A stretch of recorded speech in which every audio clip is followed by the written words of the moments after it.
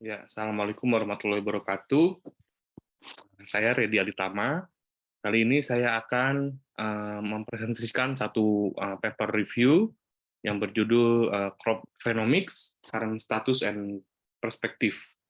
Jadi paper ini bercerita tentang status terkini dari phenomics tanaman dan bagaimana perspektif masa depannya. Nah, paper ini dimuat dalam jurnal Frontiers in Plant Science pada tahun 2019. Kita langsung ke abstrak. Nah, di sini saya mencoba untuk menggambarkan abstrak menggunakan diagram. Jadi pada abstrak dari paper tersebut bercerita tentang subjek utamanya adalah phenomics. Nah, phenomics ini adalah suatu kegiatan phenotyping untuk meningkatkan genetik gain dari program pemulihan, namun harus memiliki 4 karakter utama. Ya, ini harus reliable, kemudian harus otomatis, kemudian harus high throughput, dan multifunctional. Nah, di samping itu ada sifat-sifat lain ya dari kegiatan phenomics ini adalah multi level, dan dia harus multi domain dan multi scale. Nah, tantangan yang terdapat pada phenomics ini adalah technical system dan bioinformatics. Itu yang masih menjadi challenge dalam phenomics. Nah, oleh karena itu dari paper tersebut menceritakan phenomics dan 2 poin utama dari kegiatan phenomics tersebut. Ini pengumpulan data atau data collection dan analisis data yang dikumpulkan tersebut atau phenomic analysis. Nah, dari kedua hal tersebut akan dikaji bagaimana tantangannya dan perspektifnya masa depan. Serta tujuan utamanya adalah untuk mendukung precision breeding.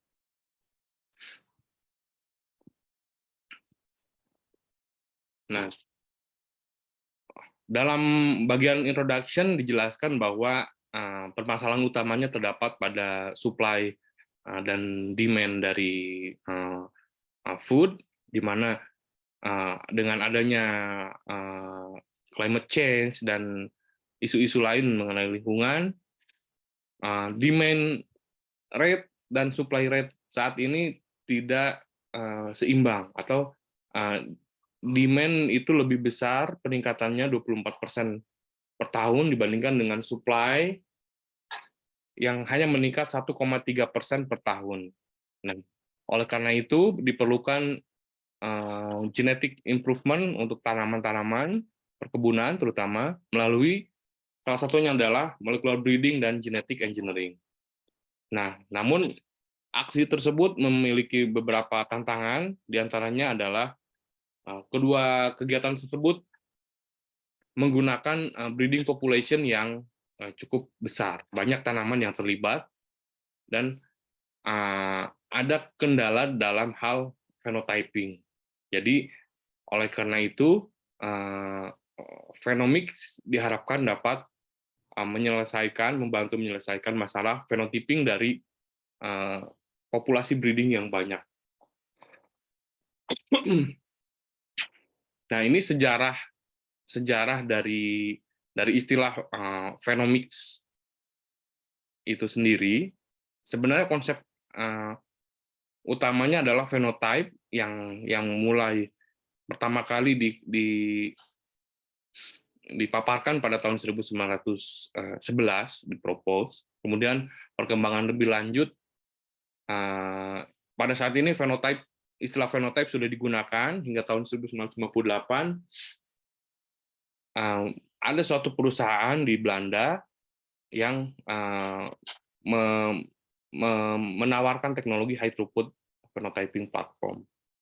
Kemudian pada tahun 2012 dilakukan kerjasama antara negara-negara di Eropa untuk menyelenggarakan phenotyping network atau mengadakan phenotyping network.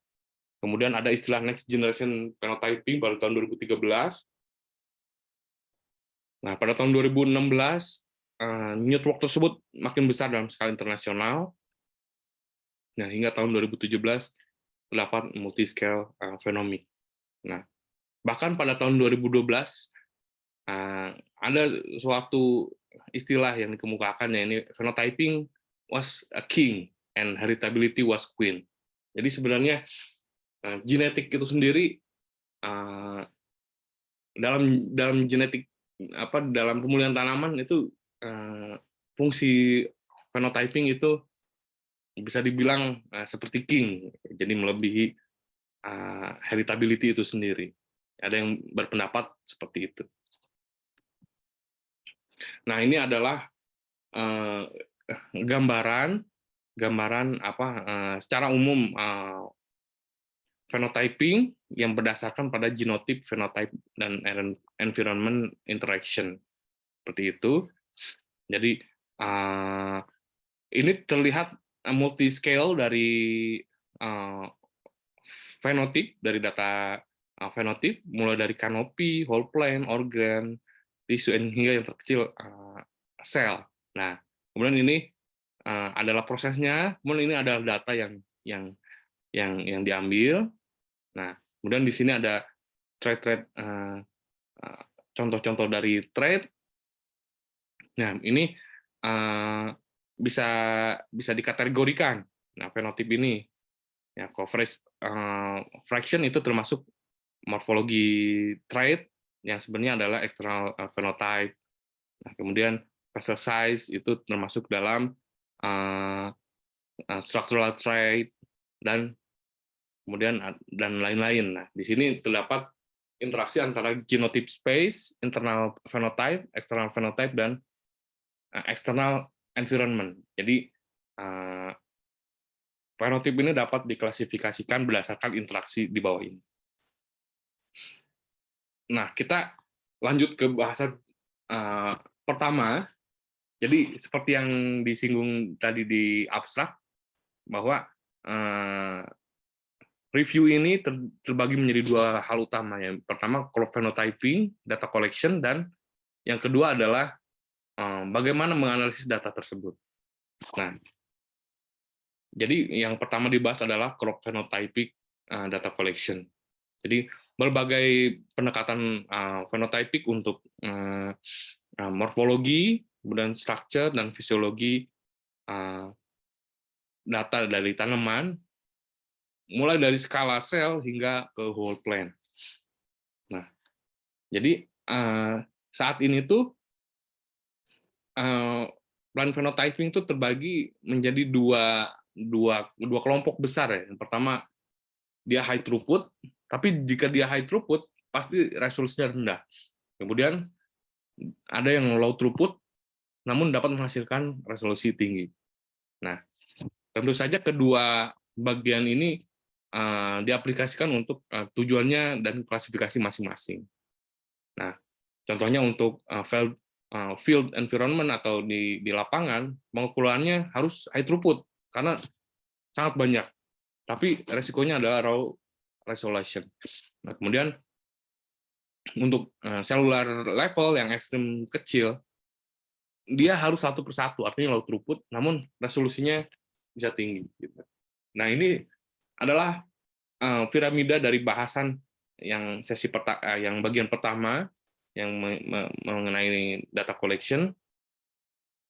Yang pertama, kita bagaimana sih untuk meningkatkan microphenotyping bottleneck, gitu. Jadi phenotyping skala kecil yang low throughput dan high resolution, gitu. Ada bottleneck-nya, bagaimana memecahkannya. Kemudian kita naik ke organ level. Nah, di sini ada permasalahan utama ini, bagaimana mendapatkan three-dimensional phenotyping. Kemudian untuk platform pada controllable environment seperti di growth chamber atau di greenhouse. Nah, concern utamanya adalah otomasi. Kemudian untuk di lapangan atau field environment, concern utamanya adalah high throughput. Nah, metodologinya seperti apa? Nah, kita akan bahas satu persatu. Nah, untuk dari micro phenotyping, nah, ini adalah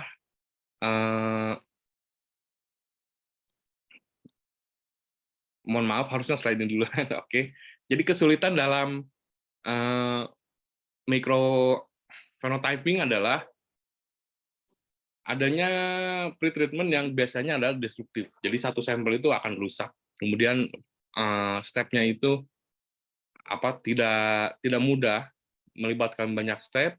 Kemudian yang paling sulit adalah cell quantification dan image processing. Nah, untuk skala mikro ini terbagi menjadi dua. Yang pertama, phenotyping biasanya root atau bagian bawah tanah. Nah, tujuannya untuk mengetahui akuisisi nutrisi dan air dari dalam tanah, dan kemudian bagaimana dia mentransport ke bagian atas. Kemudian di bagian atas ini ternyata strukturnya lebih kompleks dibandingkan dengan bagian root. Nah, di sini terdapat beberapa pendekatan untuk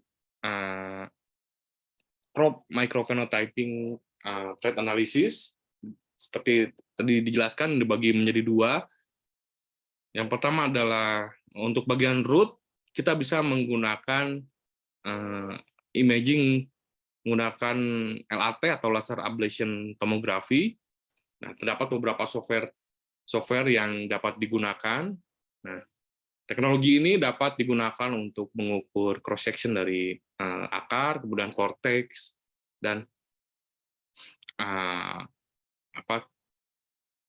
style 3 kategori dan phenotype indicator.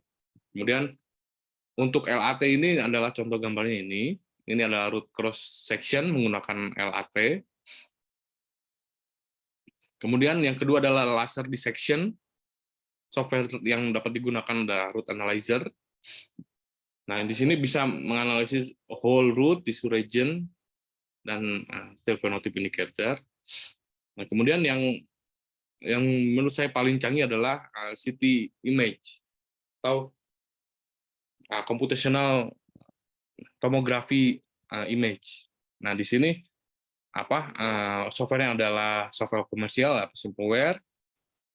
Nah, di sini tidak hanya gambar 2 dimensi, namun gambaran 3 dimensi dapat dilihat, bisa didapatkan dari phenotyping menggunakan microscopy image. Seperti ini adalah gambaran dari root hasil microcity image. Nah, kemudian untuk bagian stalk atau secara umum bagian atas dari permukaan tanah dari tanaman, ini ada beberapa pendekatan yang bisa dilakukan. Ya, yang ini hand cut stalk transaction and color image yang didapatkan dari flat scanner. Nah, ini adalah contohan gambarnya. Nah, ini adalah parameter yang bisa didapatkan dari jenis pengukuran ini. Kemudian hand cut sama ya, hand cut transaction, tapi dia bisa digunakan untuk stalk diameter, ring thickness, dan lain-lain. Kemudian kita bisa melakukan pewarnaan menggunakan fast gas staining. Nah, kemudian bisa dilakukan imaging menggunakan microscopy slide scanner, dan bisa digunakan juga microcity image. Nah, ini adalah gambaran jika menggunakan microcity image seperti itu. Nah, ini adalah bagaimana cara untuk melakukan phenotyping dari bagian terkecil, atau microphenotyping. Nah, untuk yang organ level, masalah utamanya adalah bagaimana kita mendapatkan gambar 3D. Karena yang menarik, yang ingin diketahui dari organ suatu tanaman adalah sifat-sifat 3 dimensinya, seperti volume, dan diameter, dan lain-lain, seperti itu. Nah, kebanyakan saat ini yang paling mudah dan murah adalah menggunakan imaging 2 dimensi, seperti fotografi biasa. Namun kelemahannya adalah karena yang ingin diketahui adalah dalam ruang 3 dimensi, maka kehilangan 1 dimensi. Nah, itu keterbatasannya.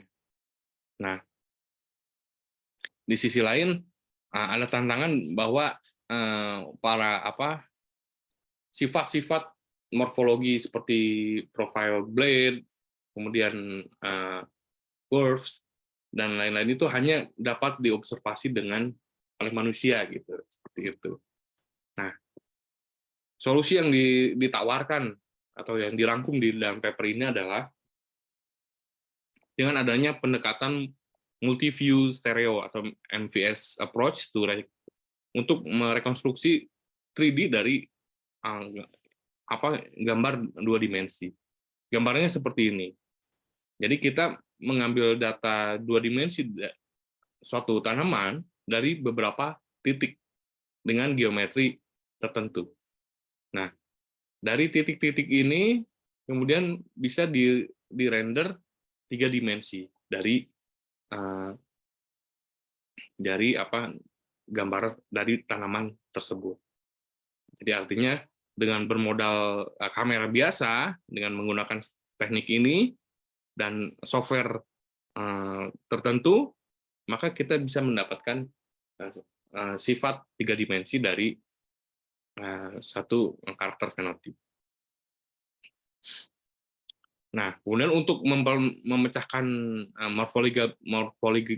morphological traits yang hanya bisa diketahui oleh manusia ini, diperlukan mathematical approach to solve difficult morphological traits. Gitu. Jadi ada pendekatan matematik untuk memecahkan masalah-masalah tersebut. Nah, dalam paper ini juga ditunjukkan bahwa data sharing itu sangat penting untuk mengembangkan fenotipik pada level organ tanaman. Kemudian sekarang kita naik lagi ke fenotipik di lingkungan terkontrol. Ya, ini bisa jadi growth chamber ataupun greenhouse yang lingkungannya itu terkontrol. Ya, istilahnya di sini adalah high throughput plant phenotyping platform. Nah, jadi inti yang mensupport dari HTTPS ini adalah otomasi, kemudian teknologi robotik, mekanik robotik, kemudian sensor dan teknologi imaging. Gitu. Nah, jadi pada lingkungan tersebut, jadi berdasarkan pergerakannya tuh bisa 2, yaitu sensor to plant, artinya plant tanamannya diam, sensor yang bergerak, atau plant to sensor. Jadi tanamannya sensornya diam, namun tanamannya itu bergerak biasa di atas seperti conveyor belt. Jadi satu persatu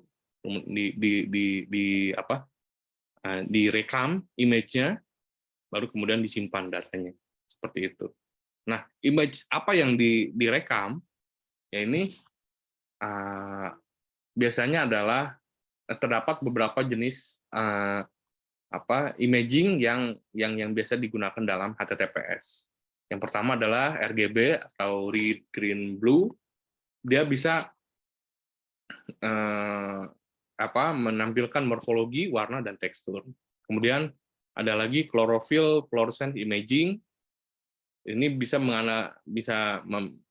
mengukur fenotip-fenotip yang berhubungan dengan fotosintesis. Kemudian hyper spectral imaging. Nah, di sini karena kita menggunakan spektrum yang rentangnya cukup luas, bisa dilakukan pengukuran terhadap pigment composition, biochemical, nitrogen, dan bahkan kelembaban.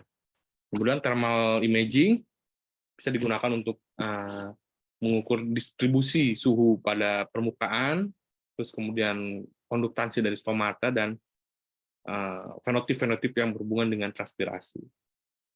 Nah, kemudian bisa menggunakan LIDAR, ini bisa digunakan untuk three-dimensional structure phenotyping. Nah, hanya saja hingga saat ini tantangannya adalah biaya investasi dan operational cost-nya yang masih cukup tinggi.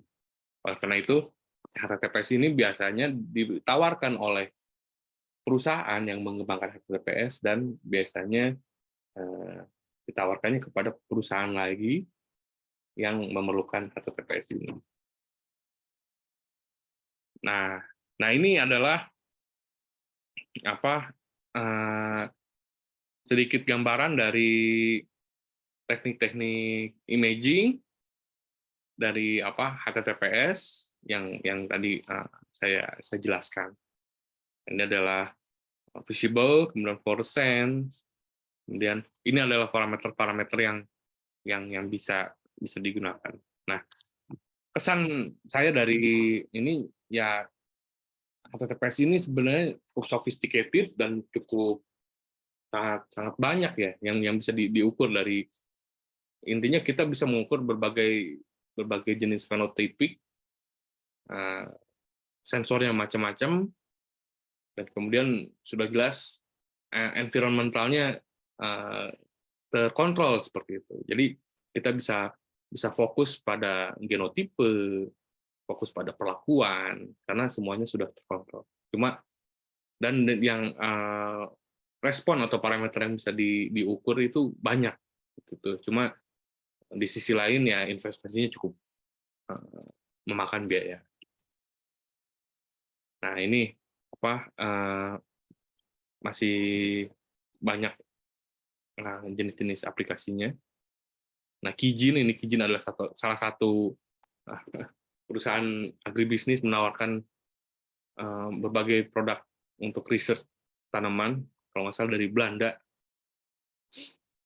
dan dia membangun juga platform HTTPS. Nah, masih ada. Nah, kemudian setelah HTTPS, kita naik lagi ke skala yang lebih besar, ya adalah field-based phenotyping atau crop phenotyping in field environment. Nah, pentingnya dari field-based phenotyping atau FBP ini dibandingkan dengan HTTPS. Jadi kalau di field-based ini kita bisa melihat ekspresi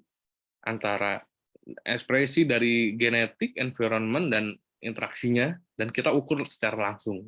Jadi pada kondisi real, tanaman itu ditanam, kita ukur fenotypik ya, seperti itu. Kalau tadi kan di HTTPS itu kan suatu kondisi yang direkayasa. Kondisi ini di kondisi yang asli. Sehingga interaksi antara genetik environment tersebut dapat benar-benar keluar interaksinya, seperti itu. Nah, saat ini terdapat tiga kelompok utama berdasarkan bagaimana cara dia untuk mengambil data. Yang pertama adalah yang ground wheel. Nah, ini adalah gambar dari alat untuk phenotyping di lapangan yang berdasarkan pada jalur darat. Jadi dia bergerak-gerak mengitari tanaman. Kemudian ada motorized gantry. Gantry ini adalah alat semacam ini yang sangat besar.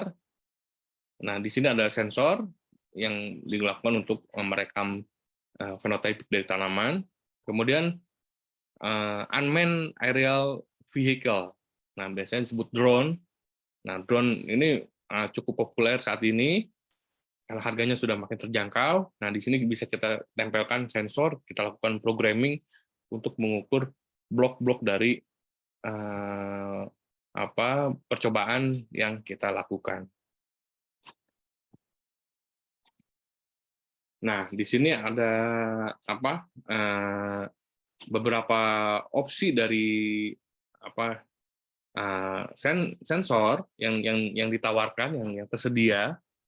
Kebanyakan di sini adalah swasta yang membuat produknya, gitu.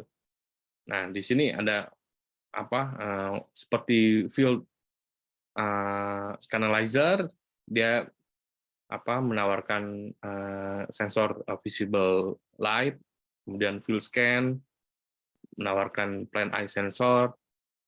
Nah, dan di sini memiliki keunggulan dan kekurangannya masing-masing. Nah, itu untuk yang ground based field phenotyping, berarti yang menggunakan ground wheel tadi ya. Nah, kemudian untuk unmanned aerial vehicle ini, nah ini ada platformnya, ini Airborne, ini jenis-jenis platform drone. Nah, dan di sini fungsinya macam-macam yang mereka tawarkan. Ada pula contoh-contoh yang sudah mereka uji cobakan. Nah, itu gambaran mengenai phenotyping di lapangan. Nah, sekarang setelah kita mengumpulkan data, kita sudah bahas dari skala terkecil sel hingga ke data lapangan. Nah, bagian kedua dari review ini adalah membahas tentang crop phenomic itu sendiri. Nah, bagaimana kita mengekstrak data yang dari data raw yang sudah kita kumpulkan, kemudian bagaimana kita menyimpannya dan menganalisisnya. Ini hal yang sangat penting juga. Nah, tantangannya eksperimen phenomic ini tidak secara langsung bisa dikatakan reproducible karena multimodel of sensor, sensornya macam-macam. Kemudian multiscale. Multiscale itu bisa dari satu sel hingga satu blok perkebunan. Kemudian lingkungannya tentu saja berbeda antar eksperimen. Jadi ketika ada phenotyping di daerah sini, kemudian daerah lainnya melakukan, itu mungkin akan berbeda. Nah, tantangan selanjutnya adalah bagaimana mengekstrak datanya dari data yang berantakan itu, kemudian bagaimana menyimpan dan menstandardisasinya. Nah, kemudian bagaimana melakukan cross scale, cross dimension data analysis, seperti itu. Ya, oleh karena itu, bagian ini bagi menjadi 4 segmen. Yang pertama, phenotype extraction, kemudian standardization, terus model assisted phenotyping, dan phenotype-phenotype association analysis. Nah, untuk yang pertama, bagaimana kita mengekstrak data phenotype dari data yang sudah kita kumpulkan. Nah, jadi, misalnya kita sudah melakukan suatu phenotyping menggunakan misalnya HTTPS, nah datanya akan banyak sekali. Ya, bagaimana kita mengekstrak informasi dari situ? Nah, yang pertama, hingga saat ini, ya seperti dijelaskan tadi, kebanyakan phenotyping yang otomatis itu bersifat image based. Walaupun image itu terdiri dari ya spektrumnya bermacam-macam, ada visible, fluorescent, thermal dan lain-lain. Namun itu bisa dibilang image based. Nah, klasifikasi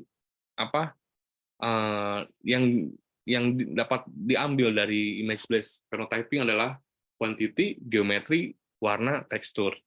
Itu yang bisa diambil secara langsung dari suatu gambar. Nah, namun ketika terdapat non-linear dan non-geometric phenotyping, nah gambar tersebut tidak dapat diambil kesimpulan secara langsung. Seperti ini, contoh pada gambar ini. Nah, di sini bisa kita melihat daun, ada berapa jumlah daun, nah itu bisa kita hitung langsung. Bahkan komputer pun mungkin bisa gitu. Tapi ketika ingin mengetahui ini daun jenis seperti apa, terus kemudian ada area yang bertumpuk seperti ini kan istilahnya sudah tidak linear dan tidak geometrik. Nah, hal ini memerlukan machine learning techniques. Nah, di antaranya adalah SVM, clustering algorithm, dan neural network. Jadi, data yang didapatkan ini, kita bisa langsung menarik data dari image tersebut, istilahnya seperti itu. Jadi dari image ke tabel. Nah, Ini jika image-nya simple, plain, linear, dan geometrik, itu bisa langsung diambil. Namun jika tidak linear dan tidak geometrik, maka diperlukan machine learning. Nah, kemudian bagaimana untuk menyimpan dan menstandarisasinya? Nah, tantangan utamanya adalah datanya sangat banyak dan unstructured. Gitu. Unstructured ini kenapa? Karena tadi multi scale, multi dimension, dan multimodal seperti itu. Nah, hal yang dilakukan saat ini atau kondisi saat ini adalah kita mengeluarkan suatu prinsipal utama untuk melakukan standarisasi. Yang pertama adalah minimum information approach is recommended. Jadi to define the context of dataset. Sorry. Jadi ketika data, kita berikan informasi seminimalis mungkin. Jadi tidak complicated. Oke. Yang kedua adalah ontology terms, gitu. Jadi data tersebut harus selain memiliki informasi, harus diberikan informasi tambahan berupa anotasi. Nah, tujuannya untuk memudahkan dalam data sharing. Yang ketiga adalah format dari metadata tersebut harus baku. Ini format-format yang secara konsensus diterima untuk metadata, yang pertama CSV, XML, dan lain-lain. Nah, dan yang usaha kita selanjutnya adalah mengolah semua itu dalam cloud, seperti itu. Jadi cloud itu data disimpan dan diolah, kemudian bisa di-share dan bisa dilakukan kolaborasi. Nah, salah satu yang sudah berhasil dibuat adalah Phenopsys DB.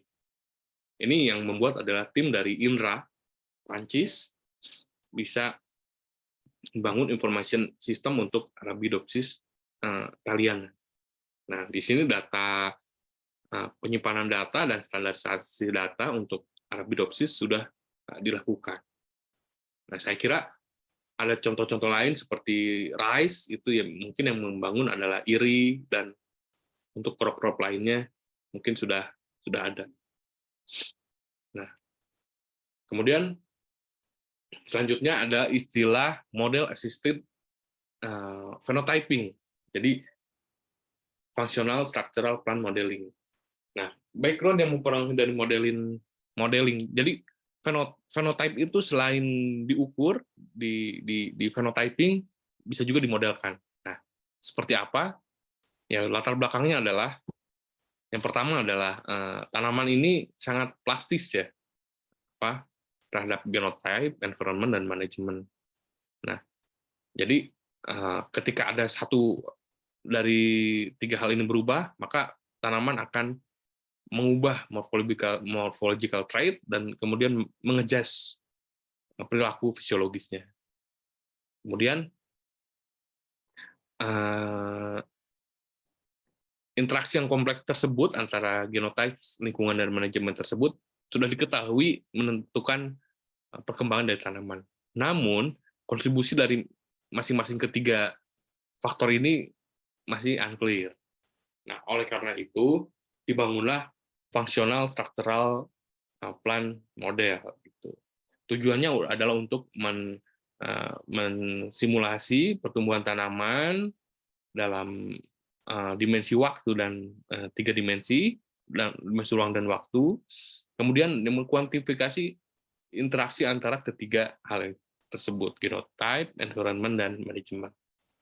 Nah, kemudian FSP ini bisa dikombinasikan dengan kegiatan phenotyping, yaitu FSP bisa digunakan untuk menjelaskan data-data phenotyping, atau phenotypic data dapat digunakan untuk mengkalibrasi model FSP gitu.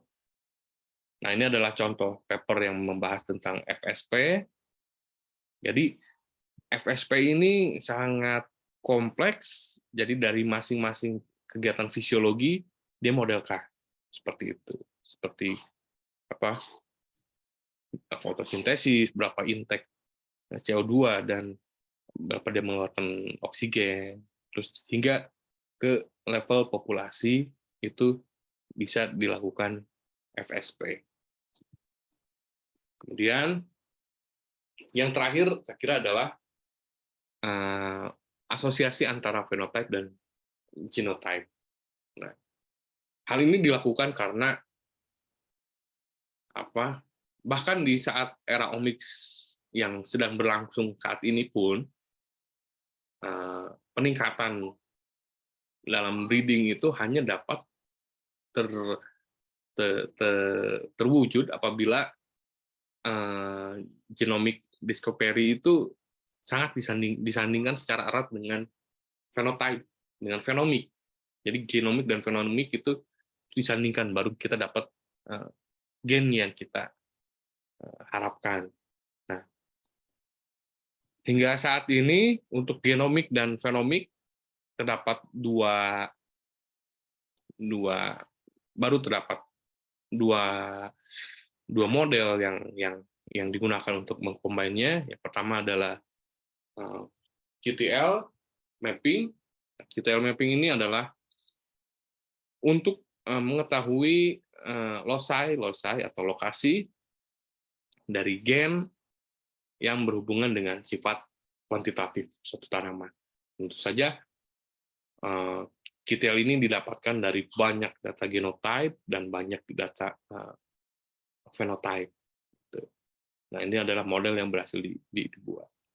Yang kedua adalah genome-wide association study. Nah, sebenarnya mirip dengan QTL. Jadi pada GWAS ini diketahui pengaruh dari masing-masing marker terhadap fenotip seperti itu. Jadi ini adalah Manhattan plot yang menggambarkan marker-marker molekuler yang kita gunakan, biasanya SNP. Nah, kemudian diasosiasikan secara statistik dengan nilai karakter kuantitatif dari tanaman. Nah, semakin kecil p-value-nya, maka marker tersebut dikatakan berasosiasi dengan suatu trait. Nah, itu adalah bagaimana kita menganalisis data, mengekstraksi, kemudian menstandarisasi, menyimpan, hingga mengaitkannya, membuat model hingga mengaitkannya dengan genotype. Nah, bagaimana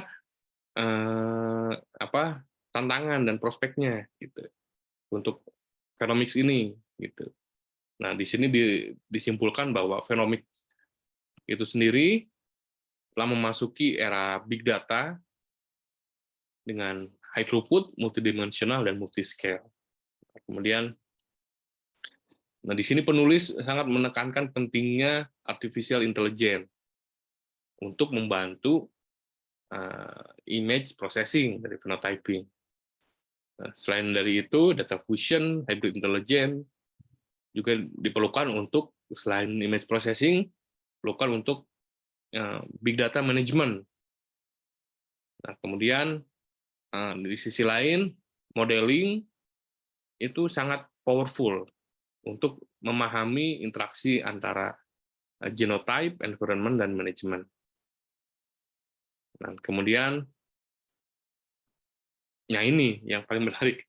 The future of plant phenotyping lies in synergism at the national and international level. Ini adalah pentingnya kolaborasi antara kita semua, baik dalam skala nasional dan internasional, untuk mempercepat kemajuan phenotyping itu sendiri. Mungkin sekian dari saya. Terima kasih atas perhatiannya. Assalamualaikum warahmatullahi wabarakatuh.